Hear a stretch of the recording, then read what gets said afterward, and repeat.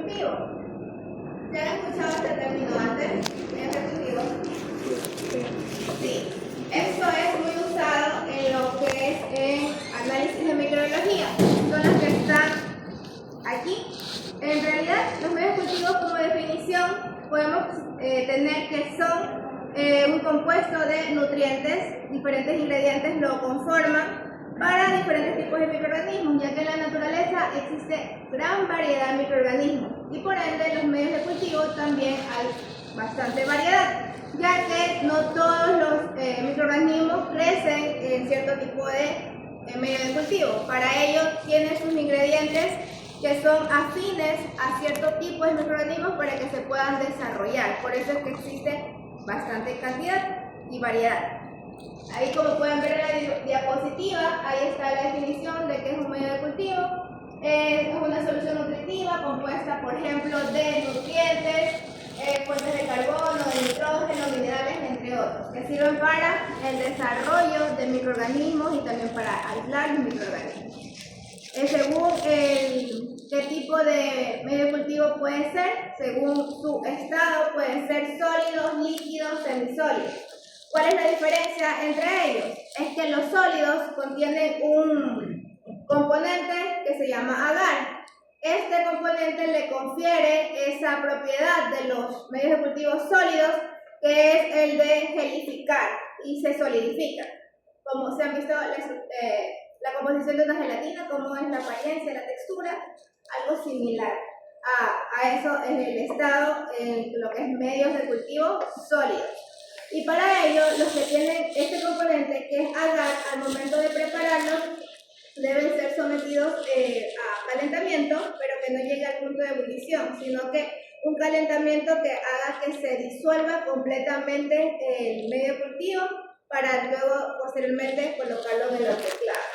En cambio, los medios de cultivo líquidos, su presentación también suele venir así, en polvo. Sin embargo, al momento de prepararlos, como ellos no contienen agar, no se gelifican, no se solidifican, sino que se mantienen en estado líquido.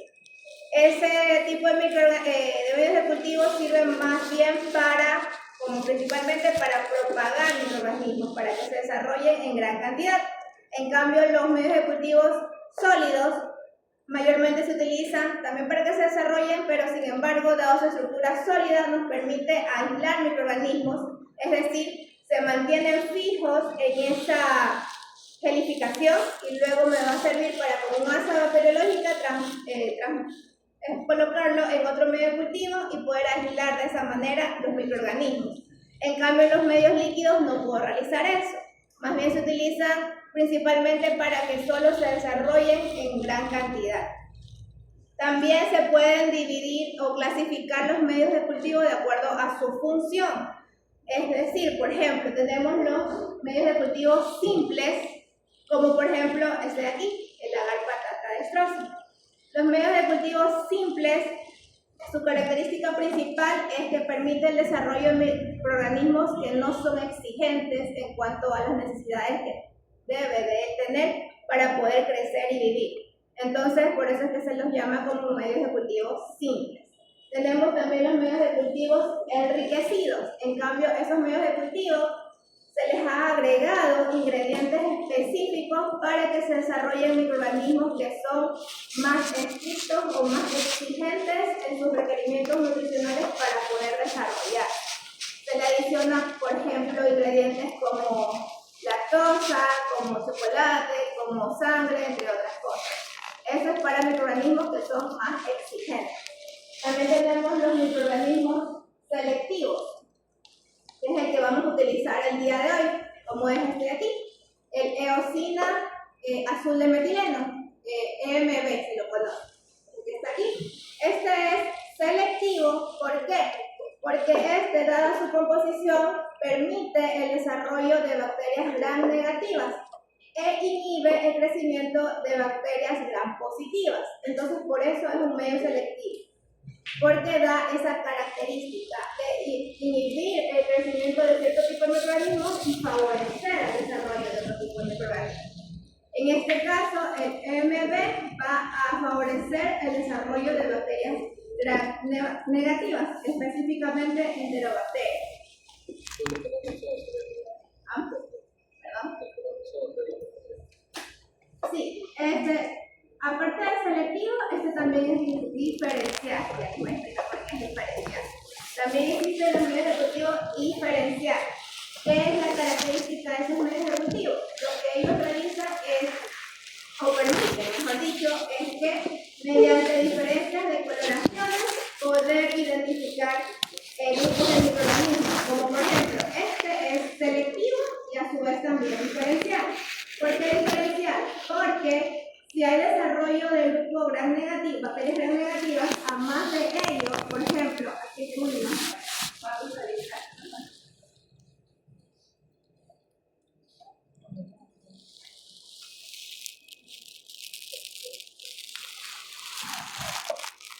En el medio cultivo EFB, que es el que vamos a utilizar en este momento, es que hay crecimiento de bacterias gram negativas, a su vez me permite ver por diferencia de coloración cuál tipo de bacteria es. Por ejemplo, si aquí hay presencia de E. coli, se van a presentar las colonias con estas características. Una coloración color negro y a su vez también están rodeadas por un halo color negro.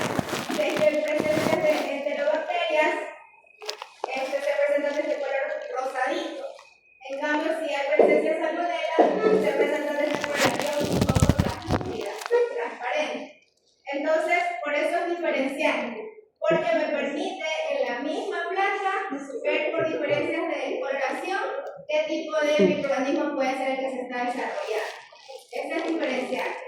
Y tenemos los cromogénicos, por último, que tienen una característica similar a los diferenciales, pero en sí los cromogénicos se da esa división de coloración e identificación de microorganismos, pero es por las características del microorganismo, pero en cuanto a su acción enzimática.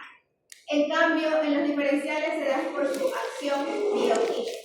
Entonces, de acuerdo a su función, es que se puede dividir en diferenciales, cromogénicos, simples, selectivos o enriquecidos.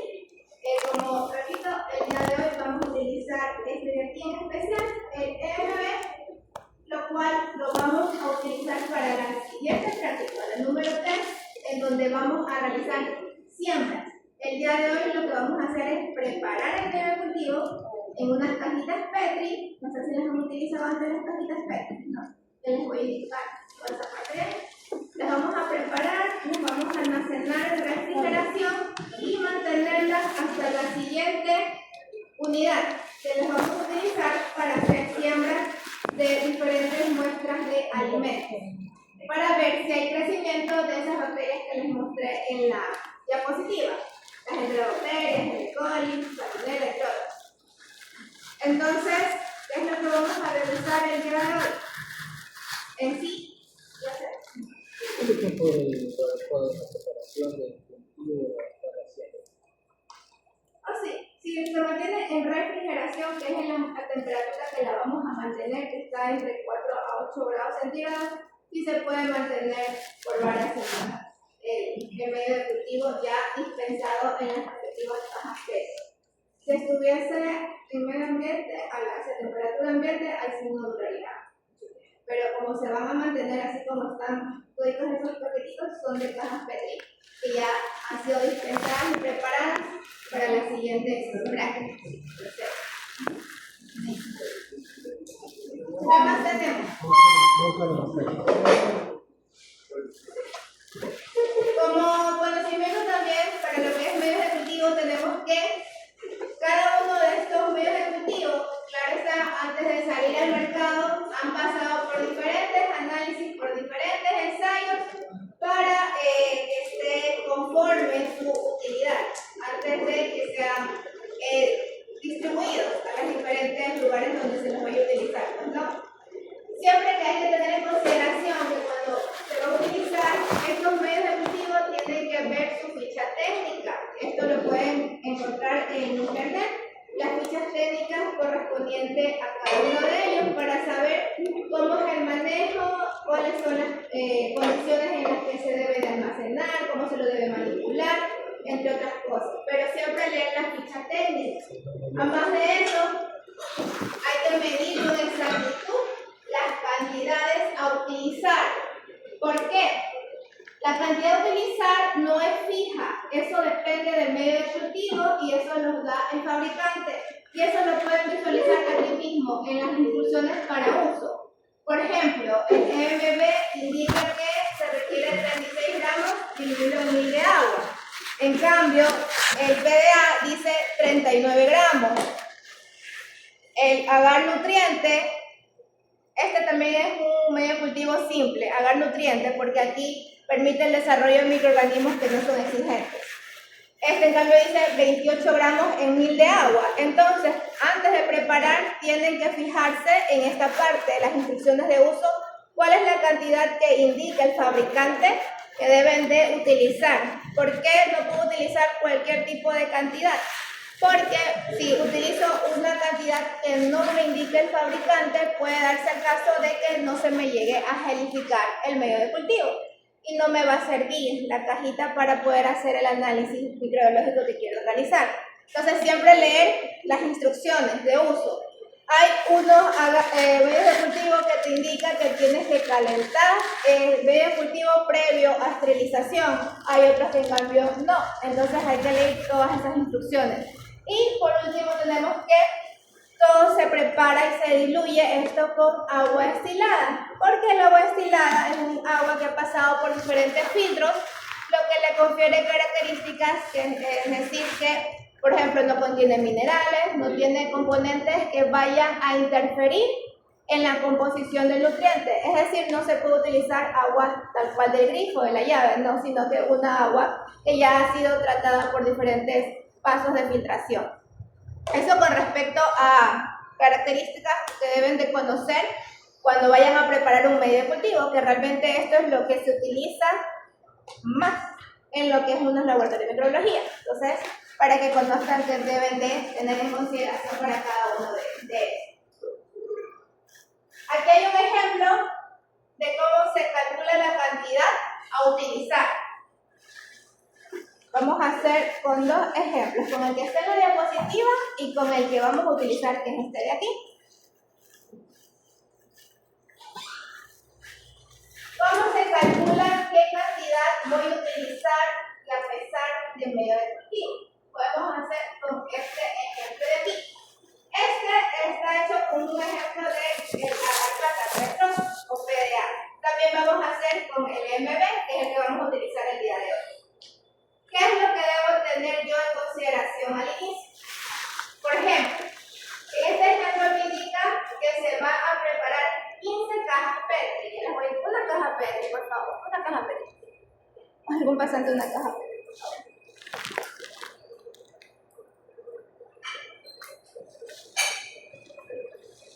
Gracias. Estas son las cajitas Petri. Estas cajitas Petri es donde se coloca o se dispensa el medio de cultivo que me va a servir, donde voy a inocular el microorganismo que deseo analizar. Entonces, para eso se utilizan estas cajitas, cajas Petri. Entonces, este ejemplo que dice, pero esta es una regla de 3, no es nada complejo, solo es una simple regla de 3. Pero ¿qué es lo que hay que saber aquí? Necesito saber qué número de cajas voy a preparar. En este ejemplo me dice que son 15 cajitas. 15 cajas. Lo multiplico por el volumen que cabe en estas cajitas. Estas cajas Petri son tamaños estándares. Hay de este tamaño y también unas más pequeñas. Pero estamos haciendo referencia a las que son de este tamaño. Entonces, un volumen ya estándar de cuánto cabe en esta caja Petri es de 20 ml. Entonces, si quiero saber cuánto en total necesito para preparar, ¿qué es lo que realizo? Multiplico los 15 cajas por el volumen que cabe en cada una. Me da en total 300 ml. Ahora, ¿cuál es el siguiente paso? Aquí tenemos la patata de Strauss. Esta es la patata de Strauss. Este es para el crecimiento de hongos, de mohos y levaduras. Los mohos y levaduras están dentro de hongos, pero esto es para específicamente el crecimiento esos microorganismos. Entonces, ¿qué me indica el fabricante? Que necesito disolver 39 gramos en 1000 de agua destilada. Entonces coloco 39 gramos en 1000 de agua destilada. Pero yo no voy a preparar 1000 de agua destilada. Yo ya calculé que voy a necesitar tan solo 300 ml para 15 cajas.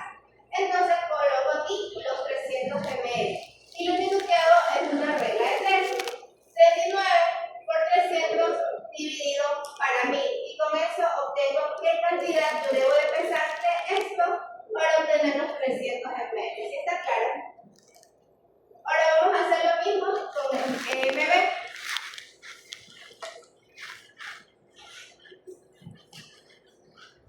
En este caso, en el de la práctica del día de hoy,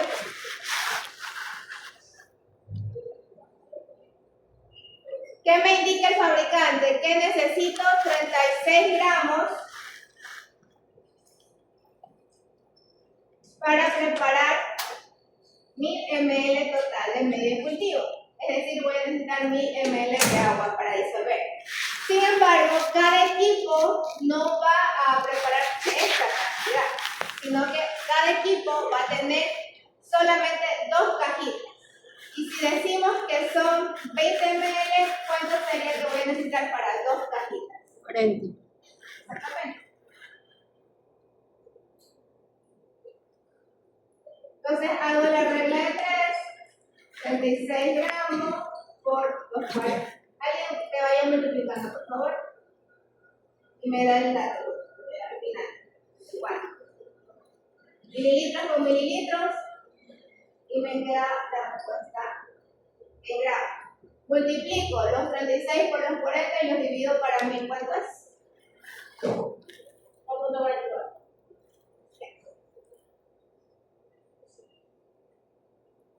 1.44.